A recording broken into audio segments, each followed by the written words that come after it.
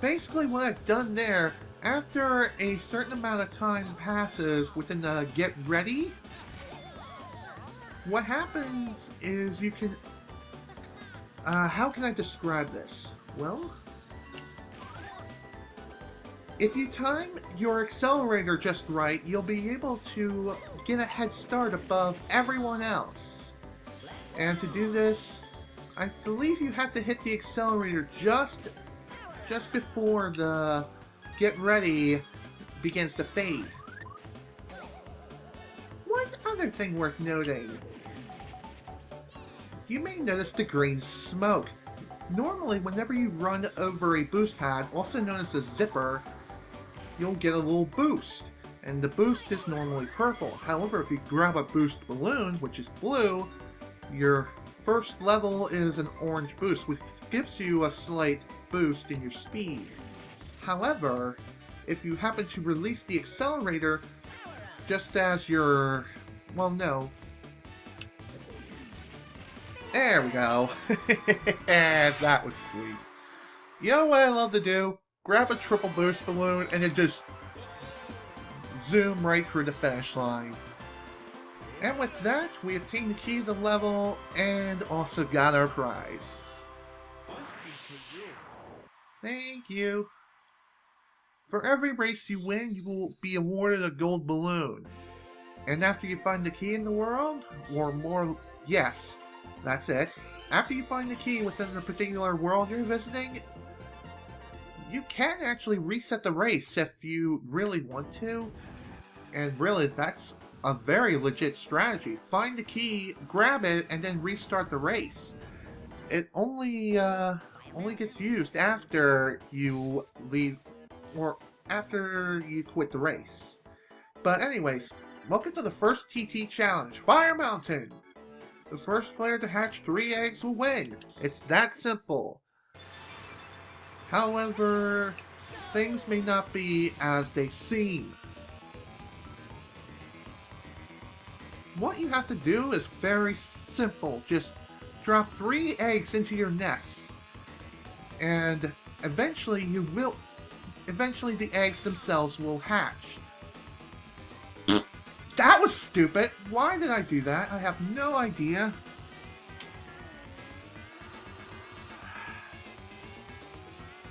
Give me the egg, thank you.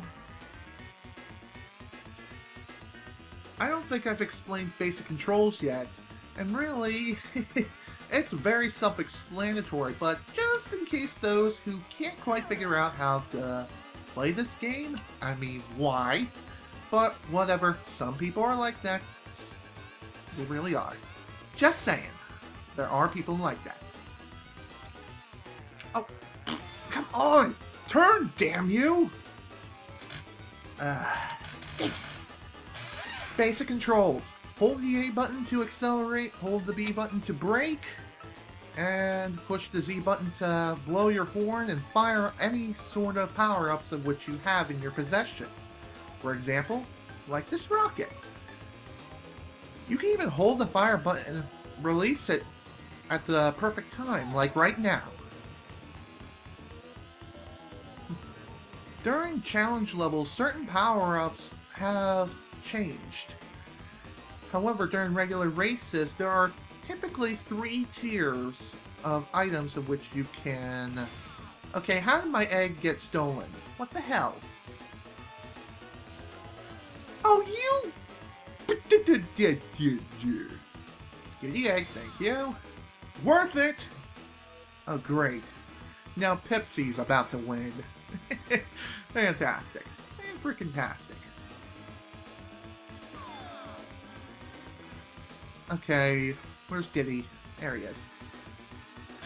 Great, now it's just a game of chicken. Quite literally, we're running around trying to grab all the eggs before they all hatch.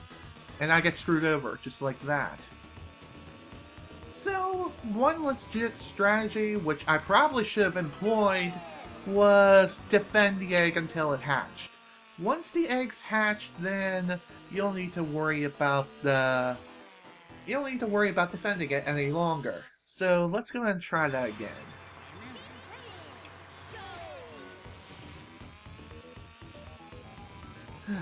One thing I will say about this challenge, despite it being the first challenge, it is definitely one of the more difficult ones. Well, I wasn't really planning on doing this, but worth it, as an airplane is flying by over my head. Give me the rocket, give me the rocket, give me the rocket, thank you.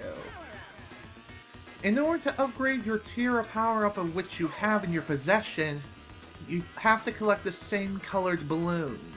So, for example, in order to get the second tier rocket, you have to grab 2 orange balloons in a row. In this version of the game, and yeah, there are actually multiple versions, being 2 of them, there's this version, which is the Nintendo 64 version, and there's also the DS version. I'll talk about that later, because right now we've completely smashed this challenge into pieces. And it only took 2 tries, so that's sweet. From 4th to 1st, that is something I freaking love. You won first prize. And for our prize, we get a piece of the TT amulet. We have 3 more of these to collect, and these pieces of the amulet will be gathered with all the different worlds of which we'll be visiting throughout the game. In this game, there are 4 different worlds in all. Well, there is one secret one, but I'll get into the requirements for unlocking that at a later point in time when the time comes. Right now, we need to race and blow everyone out of the freaking water.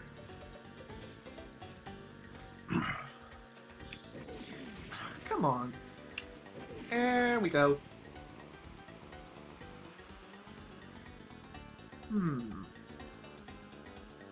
Oh yeah, there was the whole basic control thing I was talking about earlier. As I stated earlier, hold A to accelerate, B to brake, hold R to begin drifting. Drifting, it has its benefits, while at the same time I feel like drifting is really not that necessary in this game. And this is where we get into the whole advanced techniques.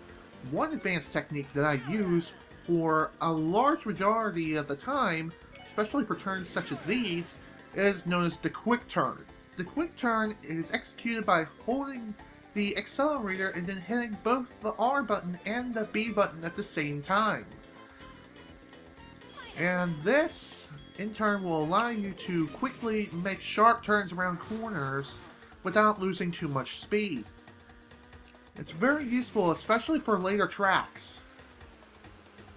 And trust me, later tracks, you're going to be using this quick turn more often than you can count. And the reason is because of how sharp these turns are. And the quick turn technique is also incredibly useful for characters like Banjo and Crunch the Crocodile. The reason for those characters in particular is because their handling is complete utter garbage. But their top speed they're pretty high. They really are. Very, very high top speed. But of course, with great speed comes a massive decrease in handling and also acceleration, which is also very important.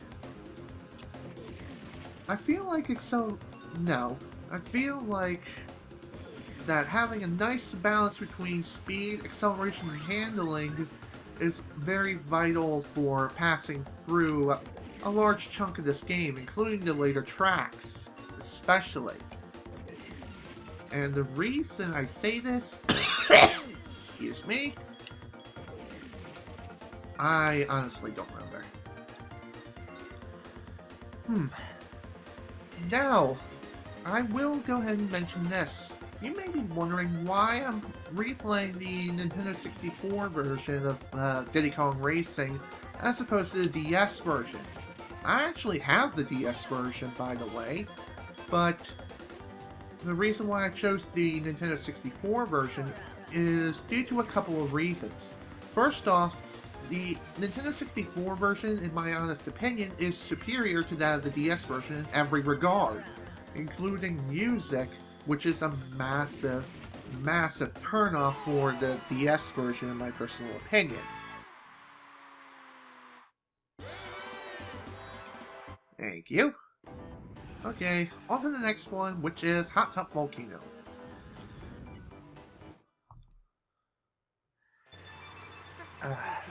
There was another reason why I'm playing the N64 version. And the other version, the other reason as to why I'm playing this over the DS is because of the fact that I feel like the DS version changed so much that it qualifies as its own separate entity, much like how Super Mario 64 DS is its own entity. It's its own game, despite it being a remake. Seriously, that's just how I feel. Is my shadow glitching? Yes, it is. It's glitching. Thankfully, it's not the video itself, it's the game. It's just so old. I've had this cartridge since the game was released. I got this game for Christmas, for Pete's sake, so many years ago, since I was a kid. And it still works. It still works marvelously. And that is something I'm very happy with.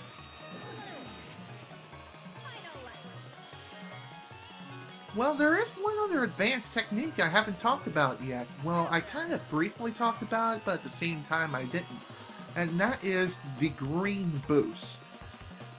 And like I've said earlier, just release the accelerator when running over a boost to... Well, no. Shoot, what was I saying? When running over a zipper or flying through a zipper ring such as this, release the accelerator and just let the boost take you wherever. And now that we've collected all the golden balloons in this world, we now are granted access to the first world boss. So, let's go ahead and get started now, shall we?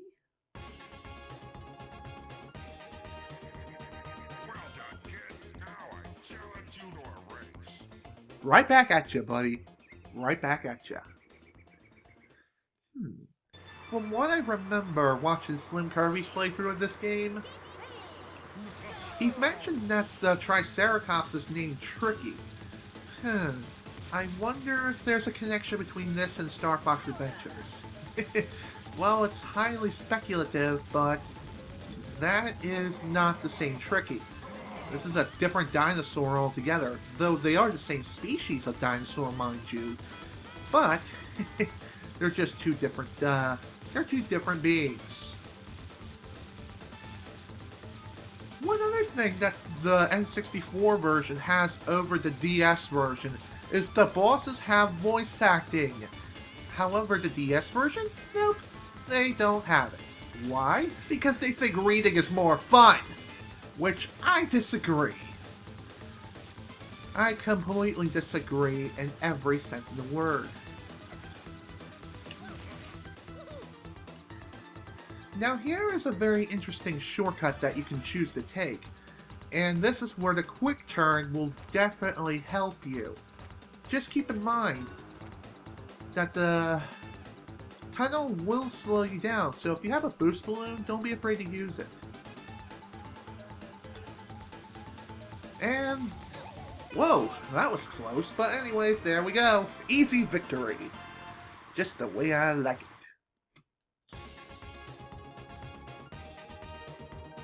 Well done, kid. Now try my new challenge. Sure, okay. All of my silver coins from around the Dino Domain. You must find 8 from each level and win, and then come back to see me. Okay, sounds good to me.